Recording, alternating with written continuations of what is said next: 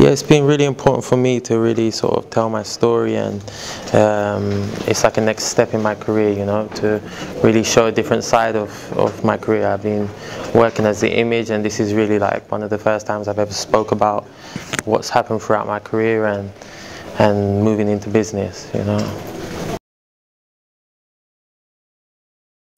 Yeah, I mean, for me personally, with my business, it's my biggest cost would have probably been marketing, and that's free for me, you know, because I market my own business. So, in terms of social media and stuff like that, yeah, it's great because you can almost dictate when people will come. I own a barbershop and a tattoo shop, so I can almost dictate when people will come into my shop just on my own activity. So if I post, if I promote my shop, in 2-3 hours my shop will be full of people. So it's